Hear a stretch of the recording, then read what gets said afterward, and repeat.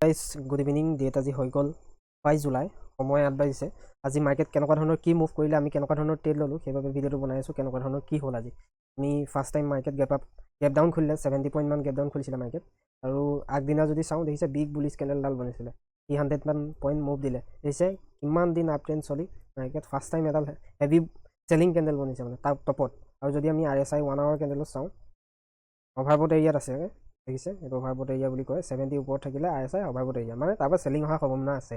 যে চেলিং আহিব সেইটো কথা নহয়, চেলিং অহাৰ সম্ভাৱনা আছে অভাৰবট এৰিয়া, ঠিক আছে। যদি আমি 1 আৱাৰত চাওঁ, আজি ফাৰ্ষ্ট কেণ্ডেলৰ গেপ ডাউন খুলি আপচাইড গ'ল মাৰ্কেট। আপচাইড গৈ দেখিছে এডাল বেৰিছ কেণ্ডেল হয়, কি কেণ্ডেল হয় আপুনি চাই ল'ব। এইটো upper week বনিছে market, inverted hammer candle বনিছিলে, কিন্তু উইকডাল নাই, নিউট্ৰেল কেণ্ডেল বুলি ধৰিছোঁ আমি। আৰু ৱেইট কৰিলোঁ আমি চেলিং ছাইডত। প্ৰথম আমিতো বাইং ছাইডত চালোঁ 5 মিনিটত গৈ। 5 মিনিটত যদি আমি চাওঁ, দেখিছে কিমান ধুনীয়া আপ ছাইড কিমান মুভ দিলে।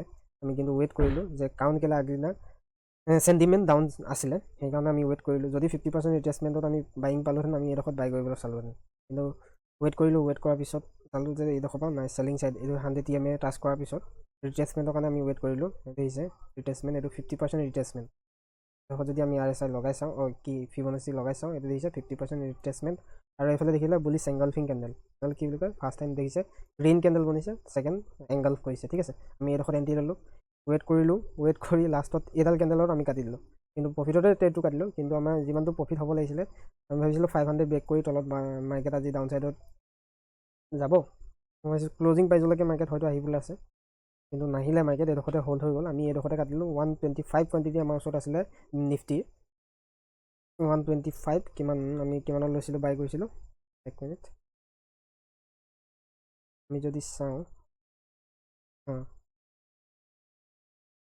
ফাৰ্ষ্ট টাইম 50 কোৱাণ্টিটি, তাৰপৰা 75 কোৱাণ্টিটি আমি বাই কৰিছিলোঁ। দুটা আৰু দুটা একত বাই কৰিছিলোঁ, দুটা আৰু দুটা একৰ কেণ্ডেলডাল, এইটো দেখি ন, দুটা একত, এইডোখৰত আমি বাই কৰিছোঁ। আৰু এক্সিট কৰিছোঁ আমি কিমানত,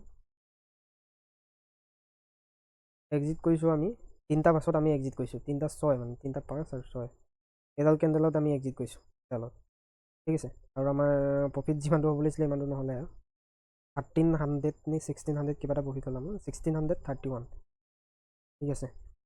আজি ট্ৰেডটো ডিটেইলছ এইটোৱে আৰু মাৰ্কেট কালিলৈ হ'ল আমাৰ বাজেট আছে কালিলৈ।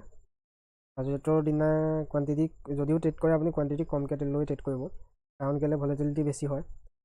নিউজ বেছ মাৰ্কেট হ'ব কালিলৈ। ধৰক আজি ফাইনেন্সৰ বিষয়ে যদি কিবা এটা কয়, ফাইনেন্স ছেক্টৰটো আগবাঢ়ি যাব, বা বেয়াকৈ ক'লে ডাউন ছাইডত গুচি আহিব। সেইটো কাৰণে আপুনি যদি 100 কোৱাণ্টিটি বাই কৰে, সেইদিনা 50 কোৱাণ্টিটিহে ল'ব। বা আপুনি যদি 20 কোৱাণ্টিটি বাই কৰে, তেতিয়া 10 মানে 50% কমাই দিব, তেতিয়া ভলিটিলিটিটো আপোনাৰ লছ হ'লেও যাতে বেছি লছ নহয়, ঠিক আছে।